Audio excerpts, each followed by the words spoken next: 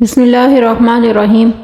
اللہ تعالیٰ نے قرآن پاک میں ارشاد فرمایا ہے، قارون موسیٰ علیہ السلام کی قوم میں سے تھا اور ان پر زیادتی کرتا تھا، اور ہم نے اس کو اتنے خزانے دے رکھے تھے کہ اس کی کنجیاں ایک طاقتور جماعت کو اٹھانی مشکل ہو جاتی۔ جب اس سے اس کی قوم نے کہا کہ اتراؤ مت، اللہ تعالیٰ اترانے والوں کو پسند نہیں کرتا، اور جو مال تم کو اللہ تعالیٰ نے دیا ہے اس سے آخرت کی بھلائی طلب کرو اور دنیا سے اپنا حصہ نہ بھلاؤ، اور جیسی اللہ تعالیٰ نے تم سے بھلائی کی ہے ویسی تم بھی لوگوں سے بھلائی کرو، اور ملک میں فساد کرنے کی کوشش نہ کرو، کیونکہ اللہ تعالیٰ فساد کرنے والوں کو دوست نہیں رکھتا۔ وہ بولا کہ یہ مال میری دانش مندی سے ملا ہے، کیا اس کو معلوم نہیں کہ خدا نے اس سے پہلے بہت سی امتیں جو اس سے قوت و طاقت میں بڑھ کر اور جمعیت میں بہت زیادہ تھیں ہلاک کر ڈالیں، اور گناہگاروں سے ان کے گناہوں کے بارے میں پوچھا نہ جائے گا۔ تو ایک روز قارون بڑی آرائش اور ٹھاٹھ سے اپنی قوم کے سامنے نکلا، تو جو لوگ دنیا کی زندگی کے طالب تھے کہنے لگے، جیسا کہ مال و متاع قارون کو ملا ہے، کاش ایسا ہی ہمیں ملتا تو وہ بڑا ہی صاحب نصیب ہے۔ اور جو لوگ علم دیے گئے وہ کہنے لگے، تم پر افسوس، مومنوں اور نیکوکاروں کے لیے جو ثواب اللہ تعالیٰ کے ہاں تیار ہے وہ کہیں بہتر ہے، اور وہ صرف صبر کرنے والوں کو ہی ملے گا۔ بس ہم نے قارون کو اور اس کے گھر کو زمین میں دھنسا دیا تو خدا کے سوا کوئی جماعت مددگار نہ ہو سکی اور نہ وہ بدلہ لے سکا، اور وہ لوگ جو کل اس کے رتبے کی تمنا کرتے تھے صبح کو کہنے لگے، ہائے شامت، خدا ہی تو اپنے بندوں میں سے جس کو چاہتا ہے روزی فراخ کر دیتا ہے اور جس کے لیے چاہتا ہے تنگ کر دیتا ہے۔ اگر خدا ہم پر احسان نہ کرتا تو ہمیں بھی دھنسا دیتا۔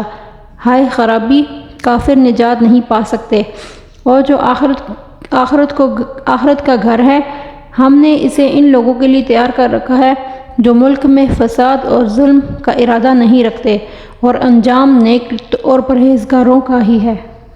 ابن عباس رضی اللہ عنہ فرماتے ہیں کہ قارون موسیٰ علیہ السلام کا چچا زاد بھائی تھا۔ اس کو منور کہتے تھے کیونکہ وہ تورات کی بڑی خوبصورت آواز کے ساتھ پڑھتا تھا، لیکن وہ اللہ کا دشمن اور منافق بن گیا، جیسا کہ سامری منافق ہو گیا تھا۔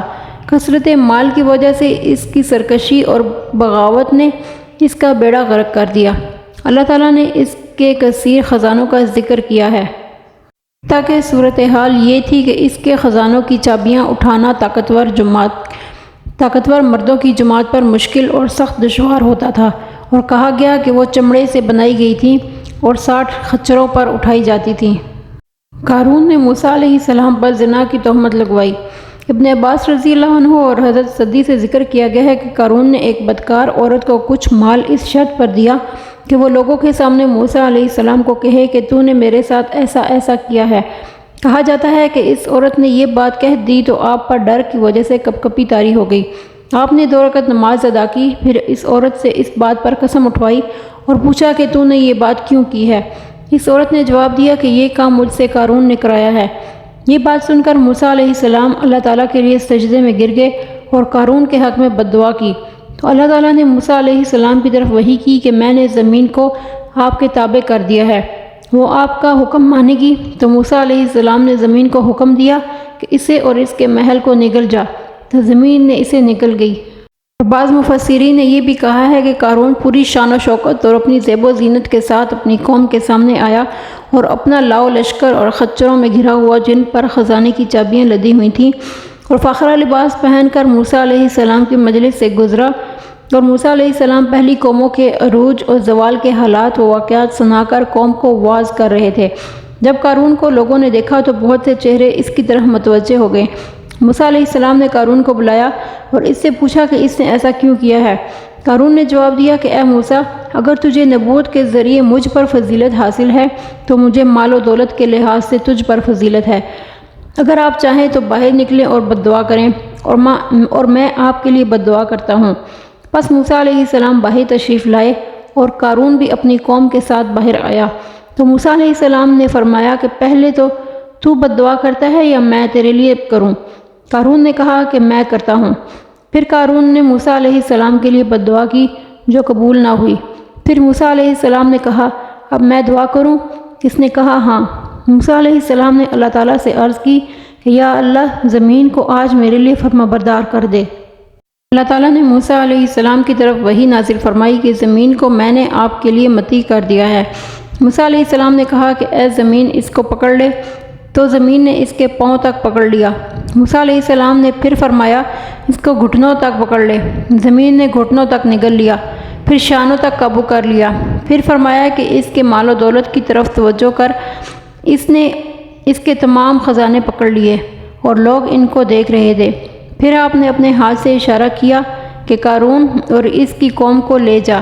یہ سنتے ہی زمین ان کے ساتھ برابر ہو گئی۔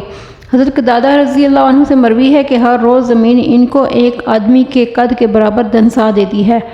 ابن عباس سے نقل کیا گیا ہے کہ ان کو 7ویں زمین تک دنسایا گیا تھا۔ ایک اور جگہ ارشاد ہے اور ہم نے موسیٰ علیہ السلام کو واضح دلیل اور نشانیوں کے ساتھ فرعون، حامان اور قارون کے پاس بھیجا تو انہوں نے کہا کہ یہ جادوگر بہت جھوٹا ہے۔ اور قوم سمود اور عاد کے تذکرے کے بعد قرآن پاک میں ارشاد ہے اور قارون، فرعون اور حامان کو ہم نے بے شک موسیٰ علیہ السلام کو ان کے پاس واضح دلائل لے کر بھیجا تو انہوں نے زمین میں تکبر کیا اور وہ ہم سے آگے بڑھنے والے نہ تھے۔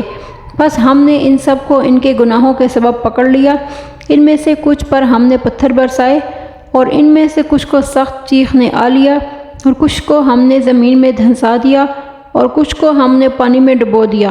اور اللہ کے شایان شان نہیں کہ وہ ان پر ظلم کرے، لیکن وہ خود ہی اپنی جانوں پر ظلم کرنے والے تھے۔